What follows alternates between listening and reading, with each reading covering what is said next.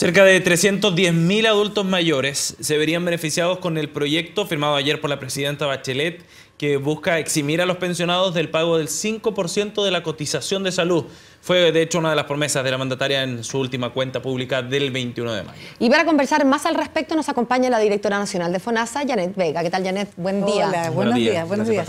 Janet Vega es una noticia muy buena, sin duda, especialmente para todos en realidad los que vamos a llegar o esperamos llegar a ser adultos mayores, pero sobre todo estoy pensando en las personas que se van a beneficiar ahora y el próximo año.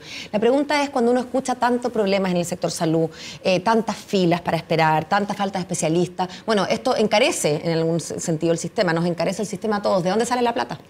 No, la plata estaba puesta en el presupuesto cuando la ministra lo anunció. Lo primero que uno hace es ver si efectivamente tiene la plata. Ahora, esta medida corresponde a 60.000 millones y de esos la mitad está presupuestado para el primer año, que sería el próximo, y la otra mitad para el próximo año. Por lo tanto, no es una medida que sea extraordinariamente cara. Si tú piensas que estamos hablando de recursos que son dentro de un presupuesto de salud que son alrededor de más de 6 billones alrededor, es bastante poco para lo que significa para las personas y la protección del adulto mayor, que es el momento en el cual uno ya no tiene los mismos ingresos y no puede seguir muchas veces pagando o en FONASA o en ISAPRE. Entonces es un momento que tenemos que hacernos cargo de nuestros adultos mayores. O sea, es una medida que económicamente cuesta poco y socialmente aporta mucho. Muchísimo, y además no es discriminatoria, porque independiente de la previsión que tengan en salud, están cubiertos. Es decir, si es que están en ese momento en el sistema asegurador privado o en el sistema asegurador público, el Estado se hace cargo de seguir manteniendo. O sea, las personas que hoy día están cotizando en una ISAPRE ¿van a tener igualmente este beneficio? Sí. Ahora, hay una salvedad, porque esto cubre al 80% que tiene menores ingresos, es decir, aquellos adultos mayores que están en el quintil mayor, 20% más rico, por decirlo así, esos no están incluidos independiente que coticen en ISAPRE o en FONASA. O sea, discrimina, pero en el buen sentido, me refiero Focaliza a que... más que... Claro, discrimina si uno quiere, pero no es arbitrario, una discriminación. No, no es arbitrario, porque asume que tienen... Así es, porque una de las discusiones siempre en estas medidas es que uno puede hacer medidas regresivas de que en el fondo no estén bien focalizadas en aquellos que lo necesitan más. ¿Cuánta gente se va a ver beneficiada por este Estamos pensando en alrededor de 340.000 personas. Eso es el beneficio neto, a lo cual se suma a aquellas 600.000 personas que tienen en este momento exención del 7% porque tienen una pensión básica solidaria o un aporte previsional solidario, que son aquellos adultos mayores y aquellas personas pobres, digamos, que no pueden pagar su pensión. ¿La implementación de esto en estos 2 años se hace por quintiles de ingreso? No.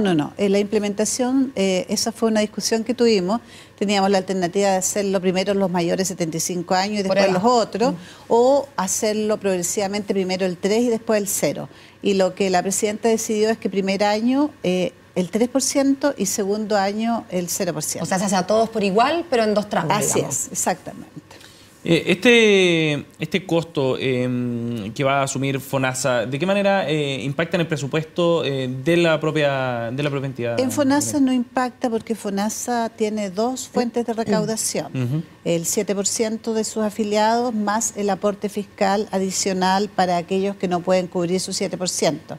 En este caso, el Estado aporta a FONASA los recursos que tienen que ver con la salud de estas personas. Por lo tanto, a nosotros como FONASA no nos afecta nuestro presupuesto. Ahora, la salud se ha ido encareciendo para todos. Así es. Y entonces uno puede asumir que la salud, si se ha encarecido para todos, aún con más fuerza debería encarecerse para la población de adultos mayores. Primero porque van a vivir más y porque incluso viviendo lo mismo hay más prestaciones porque hay más exigencia de parte de la ciudadanía. Entonces uno igual podría pensar que en este año, el próximo, el subsiguiente, esto va a implicar un mayor costo para FONASA. No necesariamente el mismo, sino que va a ir como progresivamente aumentando. Para ambos sistemas de salud, el hecho de que la población envejezca es siempre un mayor costo, porque no solamente por el tema de la edad, sino que uno empieza a vivir con hartas enfermedades. a 5 enfermedades en promedio. Remedios para todo, tratamiento Remedios, para todo. tratamiento, y además como la expectativa de vida es mucho mayor, uno además vive como hasta los 90 años, digamos como 30 años con enfermedades crónicas. Entonces, el tema de los costos en salud es un tema mundial que realmente, para ser totalmente sincera, no hay solución en el mundo, no se ha encontrado una solución. Lo que sabemos es que tenemos que ir hacia una medicina muy distinta a la que tenemos actualmente, que es una medicina de acompañamiento, una medicina con fundamentalmente atención domiciliaria y una medicina con uso de tecnología para ir monitoreando biológicamente. Eso significa cambios mayores en la manera que tenemos estructurado nuestro sistema de salud. Focalizarse mucho más en prevención, focalizarse mucho más en una medicina más de acompañamiento que de urgencia, de yo te atiendo como el doctor, es más bien yo acompaño a un paciente que se hace cargo de su salud y hay mucha experimentación, entre comillas, en todo el mundo de utilizar sistemas mucho más modernos de medicina. O sea, en otras palabras, la medicina que conocemos hoy día probablemente no tiene nada que ver con la que vamos a conocer en 50 años. Va a ser una medicina total y absolutamente distinta que básicamente va a transcurrir en los hogares de las personas. Janet, el fin de semana el exministro de Salud, Jaime Mañalich, planteaba una situación que se había generado en materia presupuestaria dentro del Ministerio de Salud, que tenía que ver con un recorte de 30% del presupuesto adoptado esa decisión por parte del Ministerio de Hacienda ante una baja ejecución presupuestaria. ¿Eso va a afectar a FONASA de alguna forma? No, en realidad eso es una interpretación del exministro Mañalich de una situación particular. Lo que ocurre es lo siguiente, lo que ocurre es que en lo que se llama el exploratorio, es decir, para el presupuesto del próximo año del sector salud, la parte que tiene que ver con inversiones no se incluyó inicialmente en el exploratorio. En concreto, ¿qué significa? Que lo de inversiones se va a afinar en la medida en que conversemos con Hacienda y que efectivamente Salud diga, esto es lo que estamos en condiciones de comprometer para el próximo año. Y ahí se asigna ese presupuesto. No es que el presupuesto esté recortado, es que el presupuesto se dejó para definir cuánto se asigna para el proceso de la negociación. ¿Por qué? ¿No está recortado para este año entonces? No, ni para el próximo tampoco. Lo que ocurre es que ustedes saben de que ha habido dificultades para licitar en los tiempos que había que licitar los hospitales fundamentalmente. Entonces, Hacienda dijo, ok, veamos este tema, veamos cuántos hospitales efectivamente entran en licitación.